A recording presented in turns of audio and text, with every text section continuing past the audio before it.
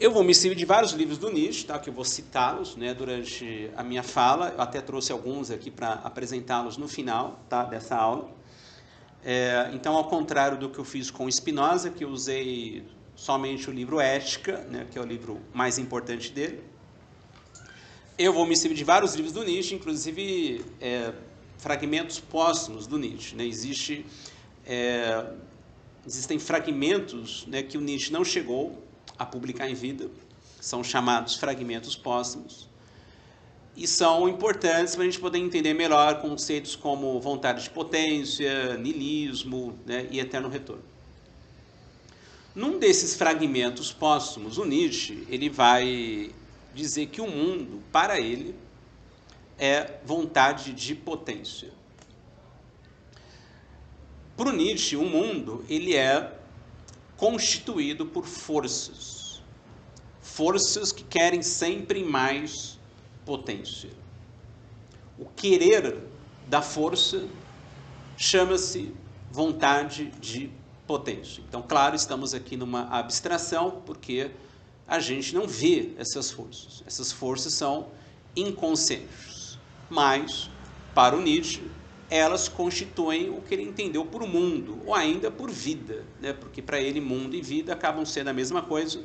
A vida ou mundo para o Nietzsche é vontade de potência. Então, no mundo existem forças inconscientes que se relacionam. Cada força ela quer expandir a sua potência. Então, necessariamente há um conflito ou uma tensão entre as forças em relação que querem expandir a sua potência, e dessas relações entre as forças são produzidos os corpos inorgânicos, os corpos orgânicos, também a consciência, né? A consciência também ela é produto dessas relações inconscientes entre as forças. De tal modo que, para o Nietzsche, qualquer corpo existente, seja inorgânico ou orgânico, é produto dessas relações entre as forças. Um órgão do nosso corpo, né, ele é produzido não por finalidade, não por uma transcendência, mas por uma imanência dessas relações entre as forças. Logo, aquilo que aparece para a nossa consciência pensamentos, volições, ações, são resultados dessas relações entre as forças. Porque para o Nietzsche, isso ele até chega a dizer num livro chamado A Guerra à Ciência, que é um livro de aforismos, né? Toda criatura viva, diz ele, pensa continuamente, quer continuamente, mas somente algo disso se torna consciente. Então, os nossos pensamentos conscientes, as nossas volições conscientes, as nossas ações conscientes são apenas efeitos, são resultados das relações entre as forças. Porque os nossos corpos são constituídos por uma multiplicidade de forças, ou ainda de impulsos, né? Acabam sendo aí sinônimos, né? Forças e impulsos, e ainda também instintos. São noções que se equivalem aqui, ao menos se tratando de nós humanos. Então, são forças em nós que nos constituem, são impulsos em nós que nos constituem, ou instintos em nós que nos constituem, e que nessas relações entre as nossas forças e as forças de fora, pensamentos se tornam conscientes em nós. Volições se tornam conscientes em nós. Ações se tornam conscientes em nós. O Nietzsche, no Assim Falou Zaratustra, que é o livro mais conhecido dele, existe lá um capítulo chamado Dos Desprezadores do Corpo. E lá ele vai dizer o seguinte, que o corpo é a grande razão que faz a pequena razão, que é o sujeito consciente, o eu da consciência. O que ele quer dizer com isso? Que o eu consciente, ou alma consciente, ou sujeito consciente, isso que a gente superestima, na verdade é apenas um resultado, é um produto do que ele chamou lá no Zaratustra de grande razão, ou seja, a multiplicidade de forças do nosso corpo. Então é essa multiplicidade de forças do nosso corpo que produz o eu consciente. O que a gente chama de eu, a gente chama de alma, a gente chama de sujeito. É que a gente vai inverter, né? A gente vai achar, na verdade, que as nossas ações, os nossos pensamentos, as nossas volições nascem de um eu consciente. Isso é uma inversão, né, que a gente opera. A gente vai achar, na verdade, que haveria um sujeito consciente que seria a causa de um pensamento, que seria a causa de um querer, que seria a causa de uma ação. Que é a velha noção do livre-arbítrio, como vocês viram na aula passada, o Spinoza também desconstruiu, né, assim como Nietzsche, o livre-arbítrio, mas de uma maneira diferente, né? Nietzsche também vai desconstruir por essa teoria das forças e da vontade de potência. Então nunca é um sujeito consciente, um eu consciente, uma alma consciente, que seria a causa de alguma coisa. Isso, na verdade, só é produto já de uma multiplicidade de forças que nos constituem. Certo? Então, por isso que ele vai dizer lá no Zaratustra que o corpo é a grande razão que faz a pequena razão. Certo? Então, com isso, o que o Nietzsche está querendo dizer? Que se nós somos constituídos por forças que querem o tempo inteiro mais potência, e a consciência ela é só um espelho, ele diz isso também lá no livro A Ascenso, a consciência é um espelho, porque ela reflete aquilo que já existiu, né, aquilo que foi produzido. Como eu acabei de dizer aqui, né, quando eu tenho consciência de um pensamento, esse pensamento já foi produzido em mim, pela relação inconsciente entre as forças. Quando eu tenho consciência de uma ação, né, realizada por mim, na verdade, isso só é um resultado já de forças em mim que já estão agindo. Então, Nietzsche vai dizer o seguinte, se o mundo, ele é isso, né, vontade de potência, forças em relação, a nossa consciência, ela só recolhe o efeito dessas relações entre as forças e por uma questão de adaptação, por uma questão de conservação, nós iremos em todo lugar encontrarmos agentes e atos. Ou seja, causas que seriam agentes, né, para as ações. Nós, por exemplo, nós vamos imaginar que nós, como sujeitos conscientes, somos agentes das nossas ações. E as outras coisas também. As coisas também agem a partir sempre de um substrato, né, de um sujeito, né, de uma causa primeira. Ignorando, na verdade, que são sempre essas forças ali naquela coisa que agem, né, naquela coisa. Então, a gente vai ver em todo lugar agentes e atos, e também a gente vai igualar coisas que se assemelham. E isso vai ser corroborado pela linguagem. Um exemplo que o próprio Nietzsche deu num livro da juventude dele, chamado Sobre Verdade e Mentira, um sentido extramoral. Lá ele vai dar o exemplo do conceito folha.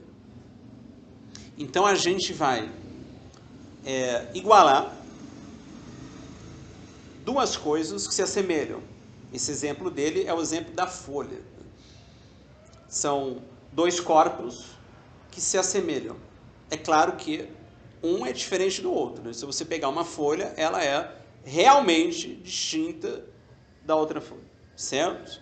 Mas pela nossa necessidade de conservação, de comunicação, o que nós iremos fazer?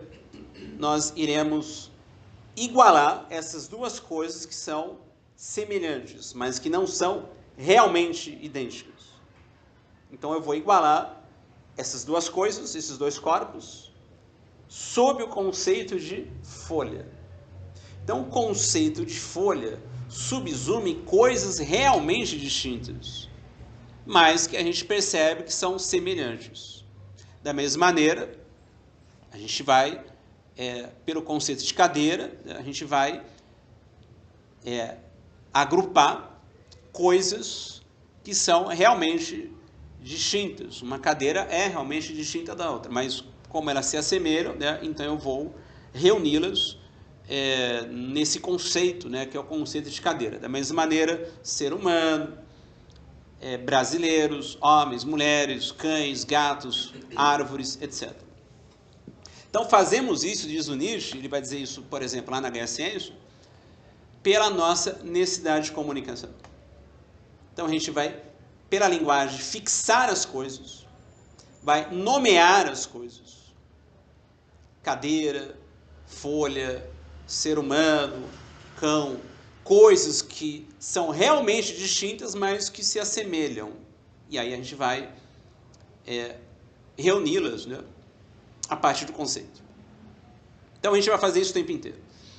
Então a nossa consciência, juntamente com a linguagem, vai em todo lugar encontrar isso.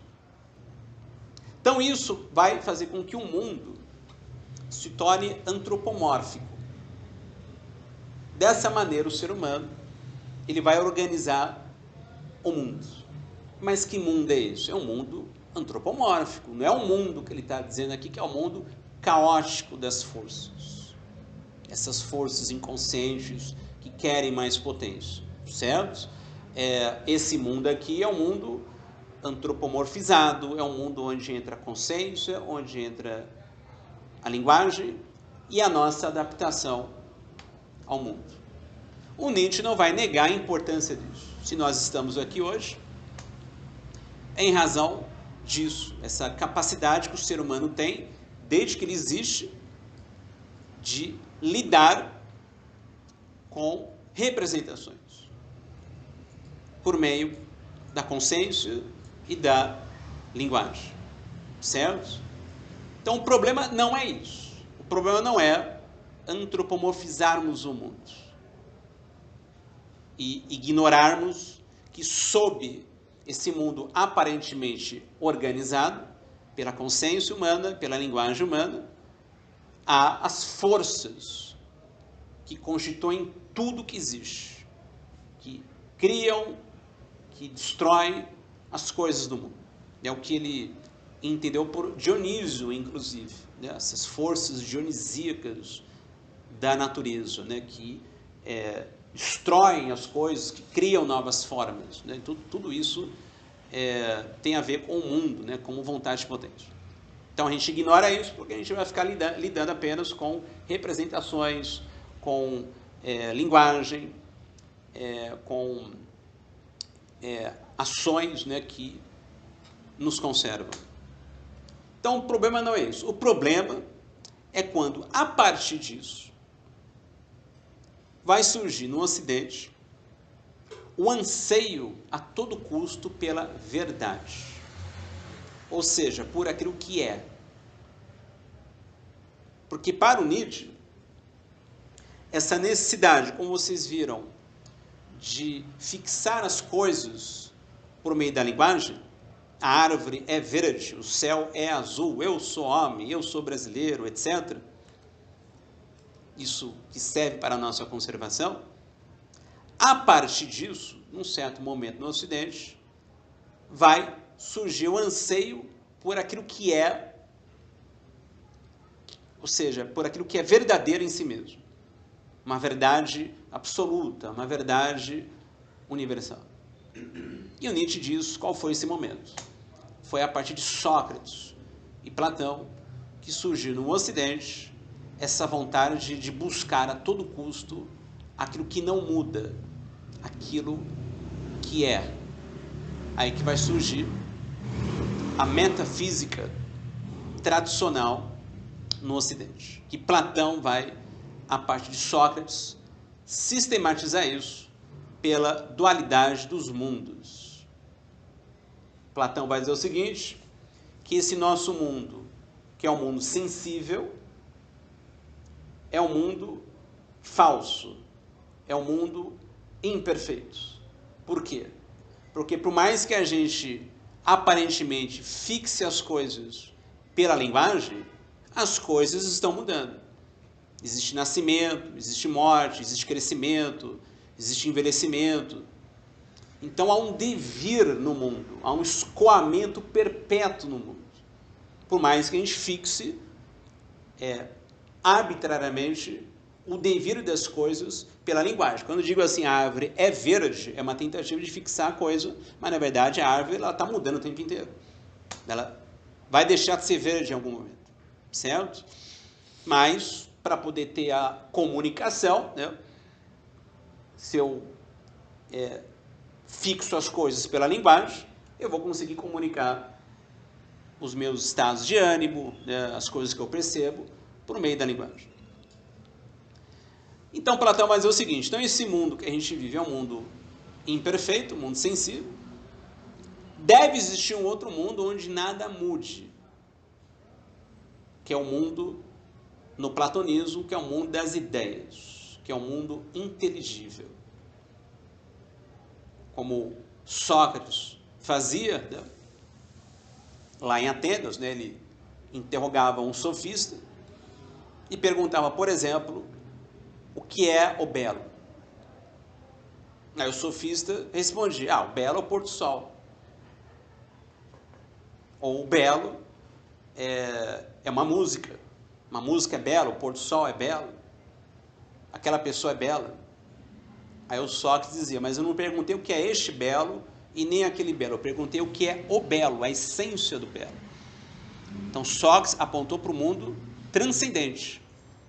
Não é o mundo sensível, que interessante. Não é o belo do mundo sensível, mas o belo em si mesmo. Platão vai fazer isso e vai fundar a teoria das ideias. Existe a ideia do belo, existe a ideia da justiça, existe a ideia da virtude, existe a ideia da coragem. Não é essa a coragem do mundo sensível, não é esta a virtude do mundo sensível, é a virtude nela mesma. É como conceito. Certo? O conceito de folha, a folha em si mesma, a árvore em si mesma, o cão em si mesmo, certo? No fundo é isso que o Platão fez. Então ele vai, ao dividir o mundo em dois, o Platão vai estabelecer uma hierarquia dos mundos. O mundo inteligível, que é o mundo das ideias, é superior ao nosso mundo, que é o mundo sensível, o mundo dos corpos, o mundo do devir contínuo das coisas. Filosofar para Platão é buscar a verdade. Aí que entra o mito da caverna, né, ou a alegoria da caverna, que é bem conhecido. Os prisioneiros, né, que estão lá dentro da caverna, que apenas contemplavam as sombras das coisas projetadas lá na parede da caverna. Então, para Platão, aqueles prisioneiros, eles não conheciam as essências das coisas, eles apenas conheciam as sombras das coisas que eram projetadas na parede da caverna. Eles estavam, portanto, no mundo sensível. E aí um dos prisioneiros se libertou lá da caverna, e aí ele contemplou as essências das coisas. Esse é o movimento filósofo para Platão, de chegar, né, nesse puro conhecimento das essências das coisas. A essência do belo, a essência da virtude. Então é isso que seria filosofar para Platão, certo?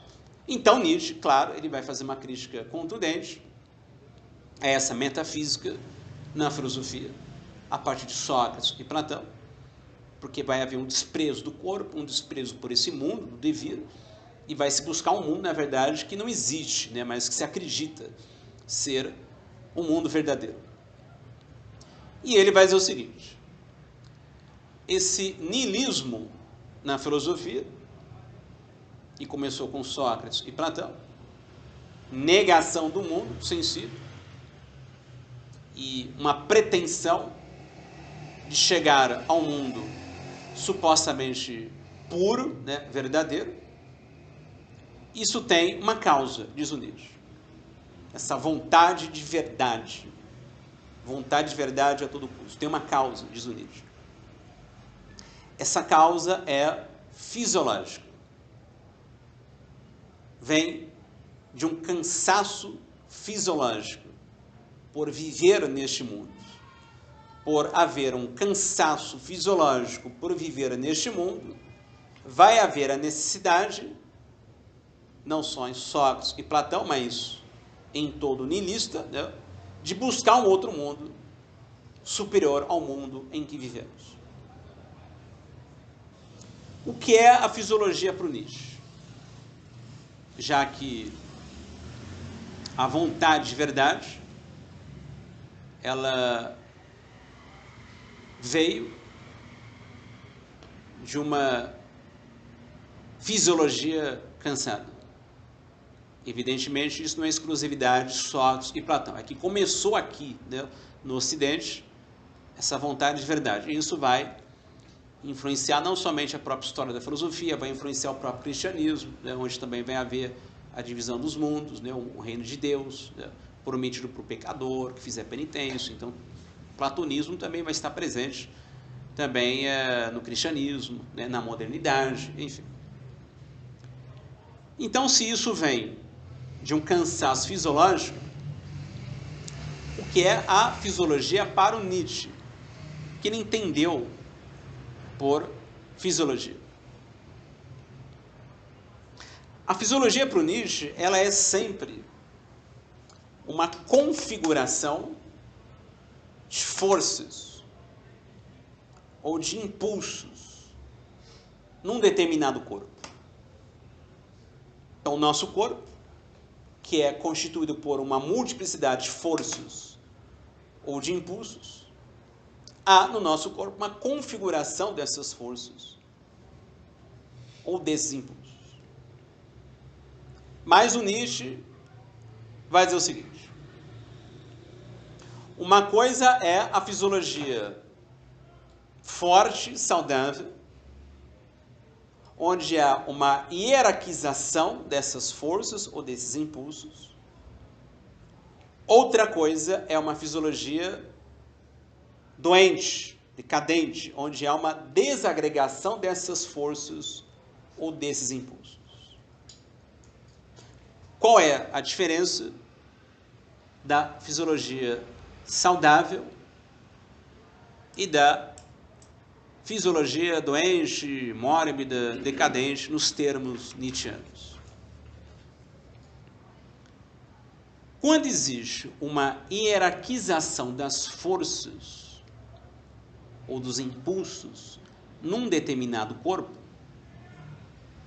as forças de criação são dominantes naquele indivíduo. Para o Nietzsche, toda força, ela quer mais potência. Logo, a vida em nós, ela quer se autossuperar. Ela quer mais potência. Porque nós somos constituídos por forças, então é a vida em nós, como vontade de potência, que quer continuamente se autossuperar. E ela se autossupera dominando outras forças de fora, porque outras forças de fora também são forças sempre que querem mais potência. É também a vida com vontade de potência fora de nós.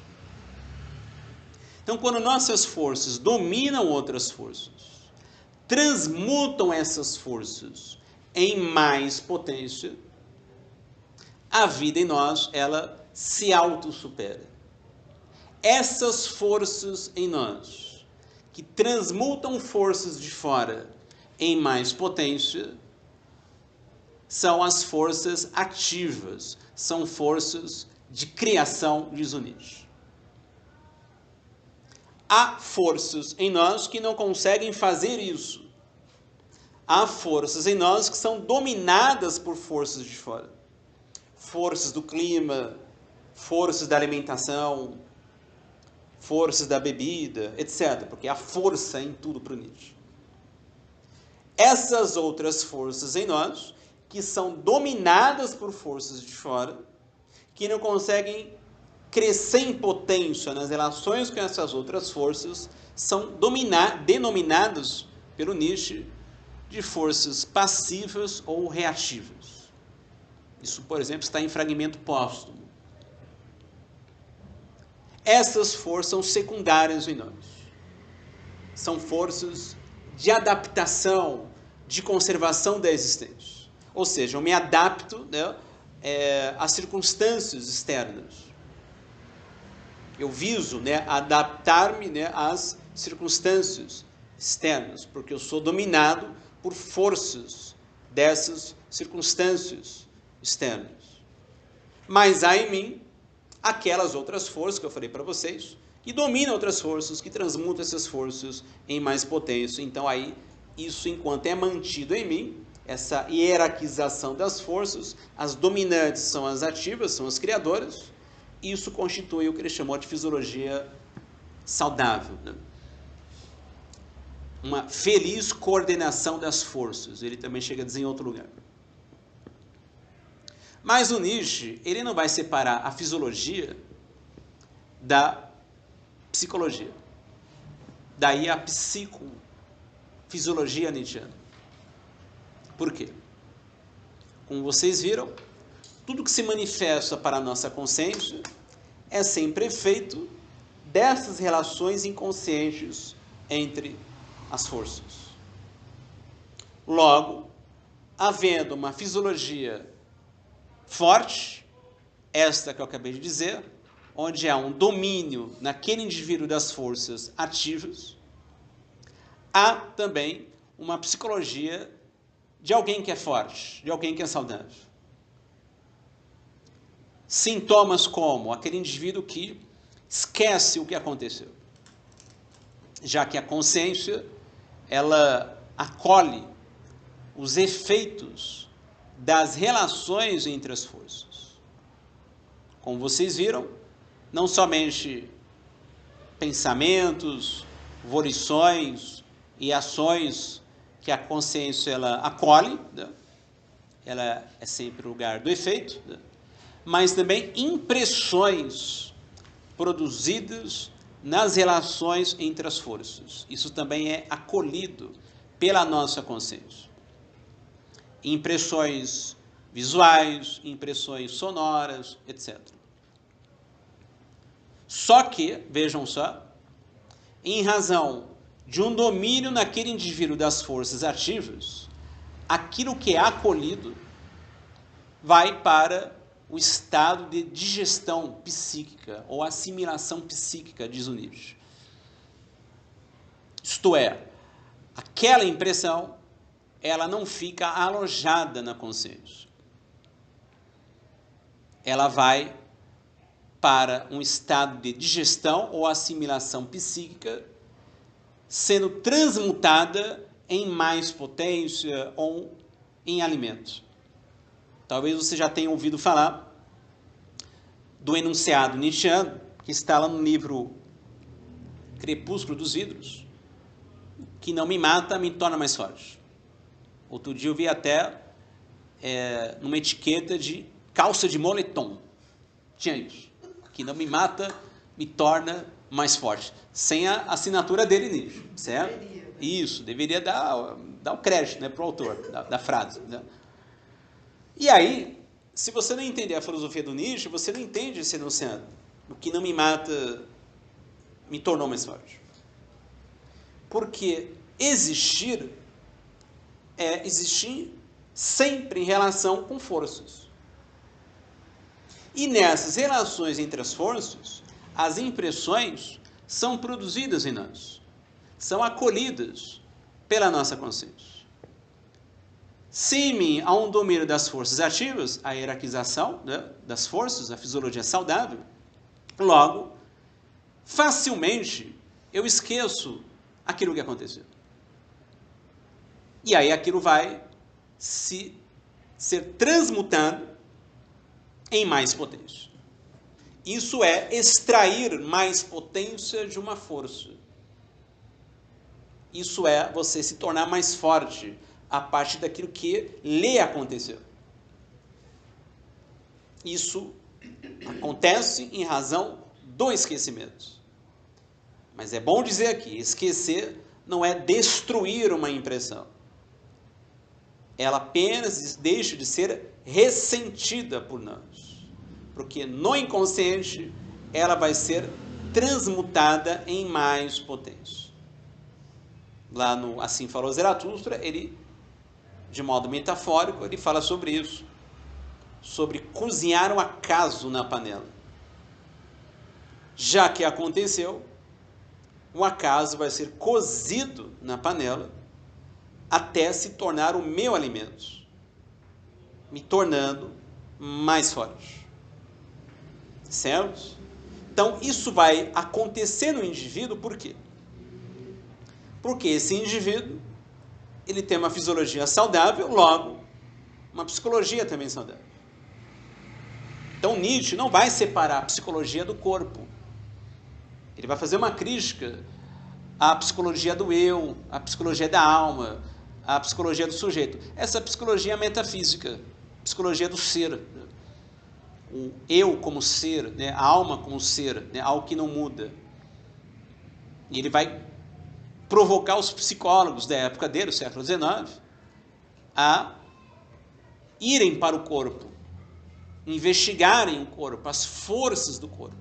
Porque o que se manifesta para a consciência tem sempre a ver com as forças do corpo. Daí a psicofisiologia. Agora, notem a diferença.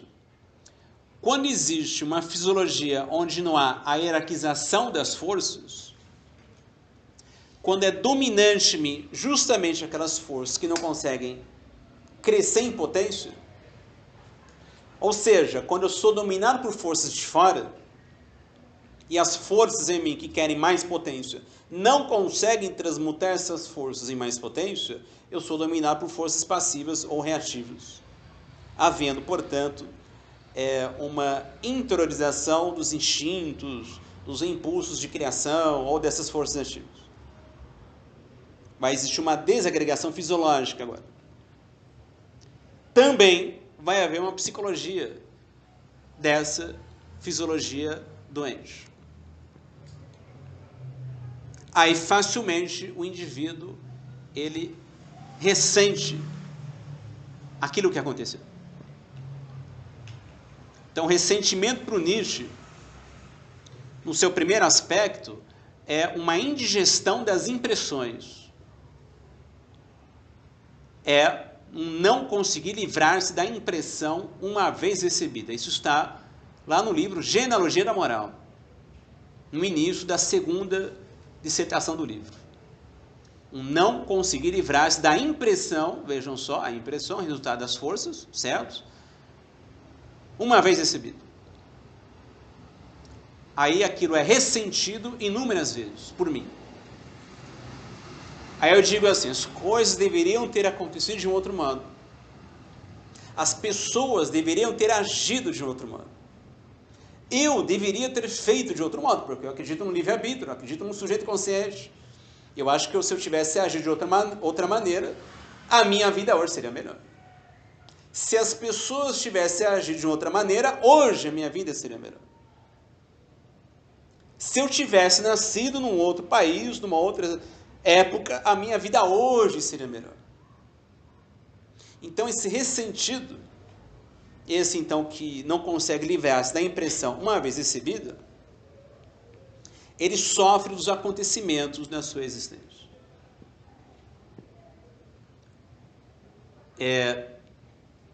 Lá no Assim Falou Zaratustra, no capítulo da redenção, que é um dos capítulos mais importantes do livro, o Zaratustra ali só é um personagem, tá, do Nietzsche, ele só se serve do Zaratustra como um personagem, então é o Nietzsche o tempo inteiro falando ali da filosofia dele.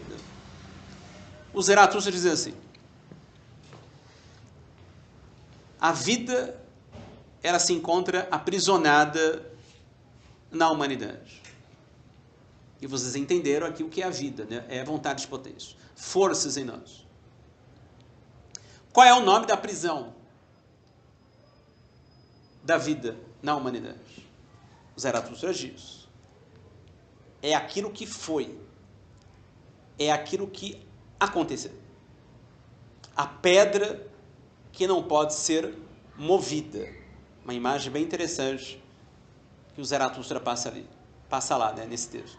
A pedra que não pode ser movida, ou seja, é aquilo que aconteceu. E claro, ele está falando isso na perspectiva do ressentimento. Eu olho para o meu próprio passado e eu digo assim: as coisas deveriam ter acontecido de um outro modo. E aí a vida em mim, ela não consegue transmutar tudo isso em mais potência. Não consegue cozinhar o acaso na panela. O que vai acontecer? A vida é injusta, a vida é imperfeita, a vida que, ou o mundo, tá? Acaba sendo a mesma coisa. O mundo, a vida, é imperfeito, é injusto. Logo, deve existir um outro mundo superior ao mundo em que vivemos. Nota, então, da onde veio a vontade de verdade em Sócrates e Platão e afins, até hoje. O que é dominante na própria história da filosofia. Uma filosofia, portanto, metafísica, né? Vem do ressentimento, vem da negação deste mundo, mas vem de um cansaço fisiológico.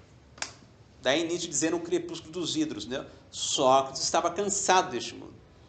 Tomou a cicuta com boa vontade, né? Aí Nietzsche provocador, com bom humor e tal, né? Então notem a importância da psicofisiologia em toda a obra nietzschiana. Quando existe uma psicofisiologia saudável, não há necessidade de negar o mundo em que vivemos. É mais difícil, em razão de uma hierarquização fisiológica, nos tornarmos ressentidos. Lá na Genealogia da Moral, ele até chega a dizer que até esse que é forte, né, que cuida de si, tem seus momentos de ressentimento, mas não chega a envenená-lo, ele não chega a se tornar um modo de ser vingativo. Já é o ressentimento no seu segundo aspecto, né? É quando realmente eu me torno vingativo. No primeiro aspecto, é uma indigestão dos acontecimentos. O segundo aspecto, o ressentimento, que já é realmente algo que nos envenena, é quando eu quero encontrar culpados, e aí eu vou gritar por justiça, e vou querer punir esses responsáveis por aquilo que aconteceu. Ou eu mesmo vou me punir. Quando eu digo que se eu tivesse agido de uma outra maneira, hoje eu estaria melhor. Esse que cuida de si tem os seus momentos de ressentimentos, mas não chega a envenená-lo porque ele está forte, né? Enquanto ele mantém aquela hierarquização fisiológica, dificilmente ele vai ressentir o que aconteceu. E como falei, não ressentir não é destruir a impressão, ela deixa de ser ressentida, porque ela está em mim, mas transmutada, né? Ela é transmutada em mim. O que não me mata me torna mais forte. Eu até agradeço, inclusive, por ter passado por aquilo, porque eu me fortaleci por esses acontecimentos. Certo? Então, aqui vocês começam a perceber o que o Nietzsche chama de maneira, assim, que pode dar muita confusão, né? Chama de escravo, né? O escravo não é no seu sentido político, social, econômico, não tem nada a ver com isso. Assim como o senhor também, para ele não tem nada a ver com isso. Não é o que tem um poder, né? Não é o dono da Rede Globo, né? Não é o senhor para o Nietzsche. Senhor é aquele que transmuta o acontecimento em mais potência. Ali a vida se autossupera. Não é vingativo, não é nihilista, não se sente culpado. Escravo é aquele que ressente o acontecimento, que se vinga, que se sente culpado e que vai precisar acreditar no outro mundo superior ao mundo que vivemos, porque ele olha para o passado dele e vai encontrar 1000 objeções para poder afirmar este mundo. Aí ele vai, para se conservar, precisar acreditar num ideal, seja platônico, num ideal, seja cristão, num ideal, seja de uma sociedade justa, né, que um dia iremos alcançar. Né? Então nós estamos aqui, evidentemente, num desprezo do corpo, num desprezo do pensamento e numa escravidão humana.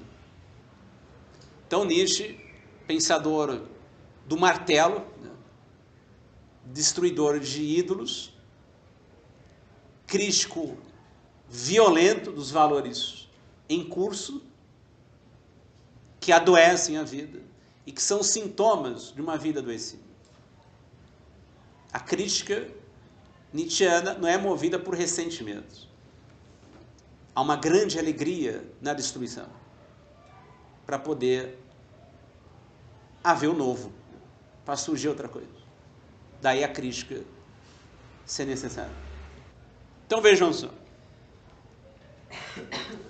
A causa, na crença na verdade, é a degeneração fisiológica.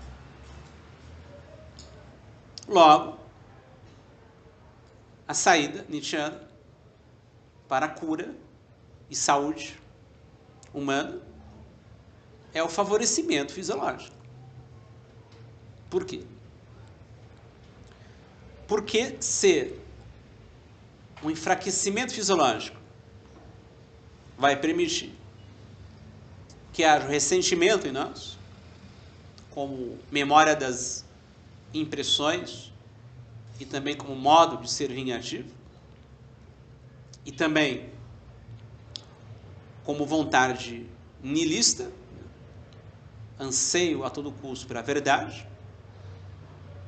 Logo, para superarmos essa vontade nihilista, para superarmos o ressentimento como indigestão das impressões e modo de ser vingativo, é necessário que haja um favorecimento ou fortalecimento fisiológico. Não há outra saída para o Nietzsche. Enquanto existe um enfraquecimento fisiológico, dá nisso tudo que a gente falou aqui. No entanto, né, aí que entra a dificuldade, na nossa cultura, onde há uma moral que desde a nossa infância nos ensina a resignação, a carregarmos valores que são alheios a nós, como o Zaratustra disse, num capítulo lá no livro chamado Do Espírito de Gravidade. Lá o Zaratustra diz que quase desde o berço colocam sobre nós valores que são alheios a nós. Quase desde o berço. E dessa maneira, ele acrescenta, perdoam que vivamos. Ou seja, o rebanho, né, o rebanho ressentido, vai perdoar que a gente possa viver se a gente ser como um rebanho, carregar valores. Aí vão perdoar, porque a gente não vai causar mal algum, né? Não vai incomodar ninguém. Certo? E permanecemos dessa maneira, enfraquecidos psicofisiologicamente. Então a dificuldade ela é evidente para um favorecimento fisiológico. Mas não há outra saída para o Nietzsche. Por isso que ele vai falar sobre a importância de termos momentos de silêncio e de solidão. Não como lá o ermitão, né, que o Zaratustra encontra logo no início do livro, né, que abandonou definitivamente a sociedade. Não é isso que ele está dizendo. Momentos de silêncio e solidão, momentos de não comunicação. Nietzsche era um grande crítico, naquela época, ao excesso de comunicação. A comunicação, que como vocês viram no início dessa aula, ela é importante para a nossa adaptação, ela se tornou excessiva. Então é necessário, para haver um estímulo da nossa potência, ou seja, um favorecimento fisiológico, termos momentos de não comunicação, momentos de silêncio e de solidão. Ele, Nietzsche, depois que ele se aposentou, em razão da doença dele, ele era professor de filologia, então Nietzsche não era filósofo de formação, ele era filólogo muito bem visto, inclusive, né, lá na Universidade de Basileia, na Suíça. Ele, por volta de 34, 35 anos de idade, muito cedo, portanto, ele se aposentou, passou a sobreviver com uma pensão recebida lá da universidade e também de um grupo, né, de professores lá da universidade, que não era vitalícia, né, mas ela era renovada a cada 4, 5 ou 6 anos, né, aquela pensão era renovada. Ele passou a ter tempo para ele. Ele descreve isso no livro que daqui a pouco vou mostrar para vocês no final, que é a autobiografia dele, chamada Et Homo, em latim, né, que é Eis o Homem. E aí, nos próximos 10 anos, né, de 34 anos até 44 anos, o Nietzsche se tornou um filósofo livre, um filósofo errante. E ele passou a ter esses momentos de silêncio e de solidão, coisa que não era frequente quando ele era professor. Ele tinha por hábito, por exemplo, caminhar durante horas. E ele, ao caminhar durante horas, os pensamentos vinham e ele anotava os pensamentos. Ele levava lá um bloco de notas, enfim, e ele anotava os pensamentos que davam em aforismos, em textos do próprio Zaratustra. Nesse livro, né, o Et Homo, ele comenta os livros dele, né, e no capítulo sobre Assim Falou Zaratustra, ele chega a dizer que um capítulo lá deste livro, chamado De Velhas e Novas Tábuas, que é um capítulo enorme, talvez seja até o maior capítulo do livro, ele escreveu o capítulo inteiro subindo uma rua lá em Nice, na França. Então os pensamentos vinham, né, as forças ali eram afetadas por outras forças, né, do clima, da rua, enfim, né, os pensamentos vinham e ele anotou, né, os pensamentos e deu um capítulo inteiro subindo uma rua lá em Nice, na França. Então, só para dar um exemplo, né, do método dele de escrever, né, escrevia caminhando. Né. Isso é silêncio e solidão, é estar em experimentação, é caminhar, é ouvir uma música, e não você lá nas ações utilitárias, né, que te conservam, onde entra a comunicação, rede social, essas coisas todas. Não, tem momentos de experimentação, de estar consigo. Né. Mas notem só, né, esse estar consigo, esse consigo aqui, na verdade, já é uma multiplicidade de forças, né, que pensam em você, que querem em você, que agem em você. Então ele descreve lá no Et Homo, né, que ele passou a ter um aprendizado da fisiologia dele, o que ele não tinha antes. Ele vai dizer lá no livro Et Homo, né, sobre o cuidado que ele tinha com a alimentação, com a bebida, com o clima, né, ele, dependendo da época do ano, ele ia para a Itália, para Gênova, para Turim, para Sils Maria, na Suíça, Veneza, na Itália, Nice, na França, mas nunca como turista, mas sempre buscando condições climáticas favoráveis às forças de criação dele. Esse era o problema do Nietzsche, porque ele tinha a total lucidez do valor da obra dele. E ele também tinha total lucidez que ele podia desabar a qualquer momento, que foi justamente o que aconteceu. De se tornar demente.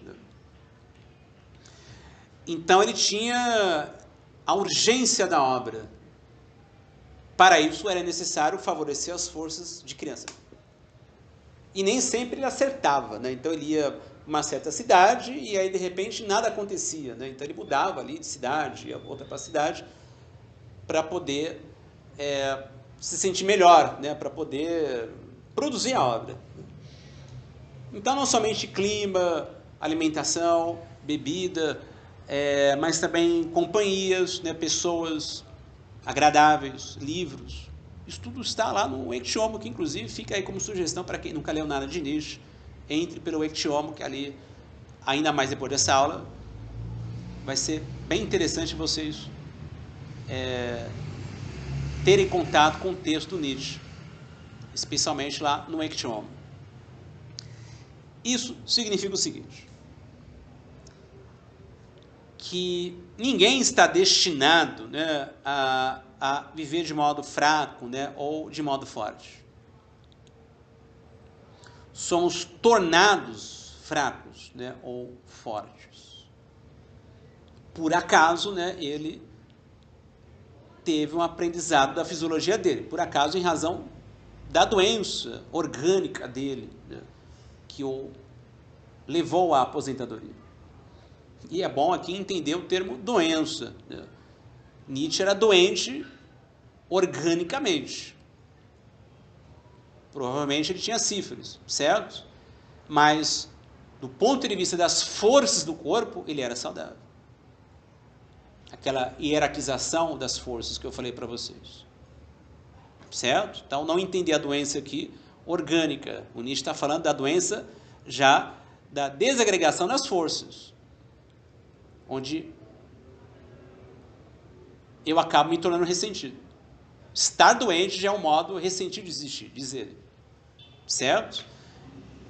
E eu posso ter uma doença orgânica, mas do ponto de vista anorgânico das forças do corpo, eu sou saudável. É isso que ele entendeu por grande saúde. Certo? Agora eu posso, por exemplo, ter uma saúde orgânica, vou no médico, faço um check-up completo, tudo bem, mas eu sou ressentido, eu sou niilista, então eu sou doente. É isso que ele está dizendo. Por isso que Nietzsche não é fácil entender, porque ele está dando outros sentidos para as palavras. Doença, saúde, forte, fraco, senhor, escravo. Aí as pessoas leem como jornal e não entendem nada e já vão julgar o Nietzsche como isso, como aquilo. E não é isso que ele está dizendo, certo? Então só estudando que você vai entender isso. Então vejam só, ele teve, então, durante esses últimos 10 anos da vida lúcida dele, um aprendizado da fisiologia dele. Logo, então, ninguém está destinado, né, a uma fisiologia saudável ou doente. A nossa cultura, né, é que vai nos tornar doentes. Como vocês viram, quase desde o berço. Daí ele dizer, né, que a decadência, né, fisiológica, esse adoecimento fisiológico, ele é herdado ou adquirido. Herdado por quê? Porque nós somos educados a sermos nihilistas, a sermos ressentidos, a sermos vingativos, a acreditarmos num paraíso. Certo? Desde a infância. Então a gente herda o esgotamento. E muita gente, a maior parte, passa pela vida inteira dessa maneira. Certo? Ou então, nós adquirimos esse enfraquecimento ou adoecimento fisiológico pela acusação dos ressentidos. Isso ele desenvolve bem no livro Genealogia da Moral. Né?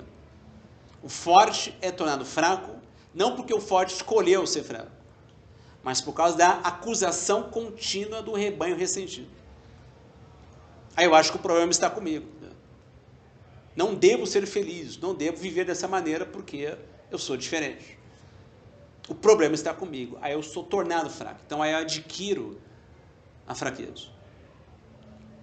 Ou seja, então a questão do Nietzsche para o fortalecimento nosso passa por esses momentos de silêncio, de solidão, mesmo num rebanho, né, niilista, como vocês estão percebendo aqui. Mas, além disso, ele vai destacar a importância da educação nesse processo. Como vocês viram, ele foi professor, né, de filologia. Um professor de filologia sui generis, inclusive, né, porque ele tentou sempre articular com a filosofia e acabou tendo vários problemas, inclusive dentro da própria universidade, por causa disso. Tentou ser um filólogo ali fora do padrão, né? E aí ele vai pensar a educação nessa perspectiva mesmo do fortalecimento nosso, né? Da potencialização dos indivíduos, né? Então tem que ter uma condição, né, para o nosso fortalecimento. No caso dele, surgiu por acaso, como vocês viram aqui, certo? Mas ele está pensando em condições favoráveis para a potencialização dos indivíduos, algo que é justamente o contrário realizado pela nossa cultura, cuja moral é essa que vocês viram, que ensina a resignação, a vingança, etc. E ele vai dizer o seguinte: essa educação, ela vai permitir que haja o aprendizado em basicamente 3 coisas. Uma educação que ele não encontrou nem na universidade alemã e nem no ginásio, né? Tem um outro nome lá, né? Mas é o que para a gente aqui seria o segundo grau, né? O ginásio lá na Alemanha, né? Também não encontrou, porque para o Nietzsche, nos seus textos de juventude, inclusive, ele chegou a esboçar um projeto de educação, né? Mas ele não levou adiante, mas era um projeto. Qual que era esse projeto, né? O ginásio e a universidade não estariam a serviço da formação técnica. A escola técnica que formaria os profissionais técnicos. Mas ginásio e universidade estariam a serviço da produção, né, desses tipos fortes, a serviço de uma cultura superior à nossa cultura, do fortalecimento dos indivíduos. O ensino profissional seria reservado à escola técnica, mas ginásio e universidade seria a potencialização dos indivíduos, seria o objetivo, né, para o surgimento de uma outra cultura diferente da nossa cultura. E, claro, outros valores, etc. Já que ele não encontrou isso nem na universidade alemã e nem no ginásio, né, ele vai falar sobre a importância do educador, que vai permitir que as pessoas tenham um aprendizado em 3 coisas, basicamente. Tudo isso tendo em vista o que vocês estão vendo aqui, que é a superação do niilismo, o fortalecimento fisiológico, a criação de novos valores, etc. E aí tudo isso tem a ver com a liberdade em Nietzsche, sem dúvida. Primeiro aprendizado, aprender a ver. E o que é aprender a ver? É ser receptivo ao estranho. Ver o não clichê. Porque nós somos entupidos de clichê. Daí a crítica que ele fez ao excesso de comunicação, certo? Aprender a ver, a ser receptivo ao estranho. Ele diz, adiar o juízo. Em vez de você já julgar aquilo, não, adie o juízo. Receba aquilo. Um livro que não é clichê, uma aula que não é clichê, um lugar, alguém, enfim. Imagine exemplos sobre isso. Que escape, né, dos clichês. Isso a gente tem que ser educado. Nós não somos educados a isso. Certo? A suspender a resposta, o juízo, a sentirmos mais. Então tem que ter uma educação para isso.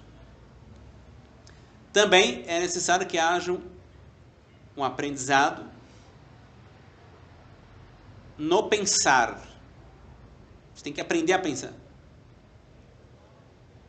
Ele criou um método, como vocês viram, que é caminhar. Caminhar para Nietzsche era um método para ele poder pensar, né? Não ficar parado, né? Como a clássica estátua do Rodin, né? O pensador, né? Se o Rodin fosse nietzscheano, ele ia fazer uma estátua de alguém caminhando, né? E não parado, né? Sentado. Então o pensamento tem que ser estimulado, né? As forças em mim têm que ser estimuladas, né? Forças do clima, da vegetação, do lago, né? Lá em Cismaria, né? Nietzsche ficava num lugar belíssimo, inclusive lá em Cismaria, uma pousada maravilhosa, enfim. Ele caminhava, subia a montanha, descia a montanha, etc. O Zaratustra, inclusive, nasceu, né, ali, né, nessas caminhadas, e tem lá o Zaratustra caminhando, subindo e descendo montanhas. Era Nietzsche ali, na verdade, né? E como falei para vocês, um capítulo inteiro surgiu dele, Nietzsche, caminhando, né, lá numa rua lá em Nice, né, na França. Então a gente tem que inventar métodos, né, para a gente poder pensar, né? As forças em nós pensam, elas têm que ser estimuladas, é isso. E por fim, é necessário que a gente possa expressar os nossos pensamentos de modo artístico. Falar e escrever com arte. Certo? Então você vai expressar de modo artístico, seja por meio da escrita, seja por meio da fala ou por outra coisa, expressar de modo artístico os pensamentos, né, novos que você teve e as visões novas que você teve, né? Então você tem um ver, o pensar e o expressar. Isso está lá, inclusive, no Crepúsculo dos Ídolos, né? Ele chega a falar sobre isso, que já é um livro do Nietzsche mais maduro, né? Mas ele deu continuidade àquele projeto que eu falei para vocês, que nasceu lá na juventude dele, né? De uma outra educação, né? Então vocês começam a entender que a nossa cultura, ela não tem por objetivo o fortalecimento nosso. É isso. Ela não tem esse objetivo. A nossa cultura, cuja moral nascida do ressentimento, visa o nosso enfraquecimento. Logo, é necessário que haja condições para o nosso fortalecimento. Claro que, por acaso, surge um Nietzsche, né, surge um grande artista e outro grande indivíduo, né, que escapa desse sistema de adoecimento humano. Então Nietzsche está pensando numa condição favorável a isso. Aí entra o papel da educação. Só pelo fato de você passar a ter momentos de silêncio e solidão, já começa a haver um estímulo dessas forças em você que estão o tempo inteiro ali. A vida em você que quer se autossuperar, ela passa a ser estimulada agora. Porque você não é entupido por clichês ou julgamentos morais, isso que a gente mais vê por aí. Até o ponto que aí, havendo um estímulo da nossa potência, isso aqui é muito importante, a gente supera o cansaço, a gente supera o niilismo e conquistamos a liberdade de afirmar a vida tal como ela é. E aí que entra noções caras, né, a Nietzsche, como amor fati, eterno retorno, conceitos que se vinculam necessariamente à superação do niilismo, à superação do cansaço. Isto é, né, em vez de ressentir os acontecimentos da minha existência, eu transmuto o meu passado, criando o meu futuro.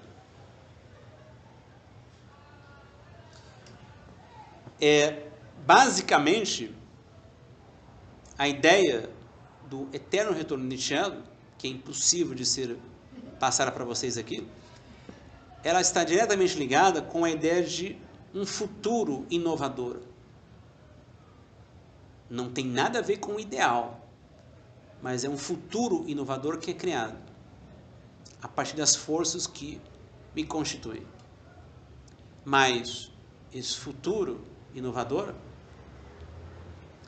ele só é, portanto, criado porque eu, em vez de ressentir os acontecimentos, que é fácil acontecer, né, em mim, porque eu estou fraco fisiologicamente, ao haver o fortalecimento fisiológico, as forças que permitem o esquecimento e a digestão do acontecimento em mim, ou a transmutação do acontecimento em mim, são finalmente estimulados. Daí o objetivo da educação mesmo, de produzir esse indivíduo forte, né, nobre, e transmuta os acontecimentos. Então é com o seu passado, seja de médico, de juiz, de advogado, disso, daquilo, no lugar que você nasceu, com a educação que você teve, você transmuta isso e cria o futuro. Extrai o necessário de cada acontecimento da sua existência. Porque cada acontecimento da sua existência não é produto de um castigo ou de uma recompensa, de uma finalidade qualquer. É produto das relações entre forças. Daí, o amor fati, né? Amar aquilo que aconteceu. E extrair uma força daquilo. O que não me mata, me torna mais forte. Mas vejam só, se eu já estou enfraquecido pela minha moral, da moral que eu existo, né, que eu fui educado, eu não vou fazer isso. Eu já vou encontrar culpados, eu vou me sentir culpado, vou acreditar numa salvação, né? Então não há nada disso. Se existe o fortalecimento fisiológico, né, essas forças que permitem o esquecimento e que vão transmutar aquilo que chegou em mais potência são estimuladas, né? Logo, eu supero ressentimentos, supero o niilismo e crio o futuro. Aí que entra o que a gente falou antes aqui, brevemente, sobre a criação de um outro modo de vida, de uma outra economia, de uma outra sociedade, vem a partir de seres fortalecidos, não de indivíduos enfraquecidos que vão acreditar no ideal prometido, que jamais você vai chegar lá. É outra coisa aqui. É a partir das forças que nos constituem que algo novo é criado. Se ele falou da educação, a gente pode falar de clínica, a gente pode falar de arte, né? Toda atividade humana que vai estimular a potência dos indivíduos. É isso. Para que aí esse fortalecimento vai permitir que algo novo surja. Seja na arte, na educação, na clínica, na família, seja onde for. Certo? Ao dizer isso, o Nietzsche não está dizendo que isso vai acontecer. É um alerta, né? Logo também no início do Zaratustra, né? Quando o Zaratustra fala lá para um povo que está lá na praça, né? O homem é algo para ser superado, ele não é uma meta, mas ele é uma ponte, né? Ou seja, ele é passagem para outra coisa. Mas logo chegará o tempo que o homem não terá mais o anseio de ir além de si. Seu solo ainda é rico bastante para isso, mas chegará o momento que ele vai se tornar infértil, esse solo, né? E o homem não terá mais a vontade de dar a luz a uma estrela dançante, né? Um livro totalmente poético, cheio de metáforas, né? Que é o grande cansaço da civilização. Aí o niilismo mesmo, no seu extremo, né? Já não há mais a crença no ideal, né? Mas ainda não há força ainda para poder afirmar este mundo, para poder afirmar os acontecimentos da nossa existência. Para ter essa força, então tem que ter um estímulo dessa nossa potência. Se ele não encontrou na educação alemã, então é uma outra educação, né? Temos que fazer isso, certo? Então isso está diretamente ligado, né, com a liberdade nietzschiana. Criar outros modos de existência, né? Criar sentidos para a sua existência. Com a afirmação do corpo, né? A fisiologia está o tempo inteiro aqui, certo? E novos pensamentos, né? Ele é a prova disso, né? O que é ali, né, em Nietzsche, a vida ali pensou, né? Porque não há um Nietzsche ali sujeito como causa disso tudo, né? É a vida ali que criou tudo isso, né? E como que ela ainda pode pensar em nós humanos, né? A vida pode pensar, pode criar ainda muito em nós humanos, só que ela tem que ser estimulada, né? algo que todo mundo já viu, né, nessa aula, que não é, né, de modo dominante, não é estimulado na nossa atual formação social. Certo? Eu acho que é o suficiente, e como falei na aula sobre Spinoza, o material complementar vai ser importante para vocês darem continuidade ao que vocês viram aqui, né? Textos, vai ter uma aula minha em vídeo, também vocês vão poder assistir, sobre fisiologia e ressentimento, onde eu comento textos do Nietzsche, tá? Porque eu só falei. E aí são textos lá da genealogia da moral, sobre o ressentimento, para vocês terem um contato mínimo que seja com o texto do Nietzsche. Então fica aí também a sugestão do material complementar que vocês vão receber depois por e-mail. Certo?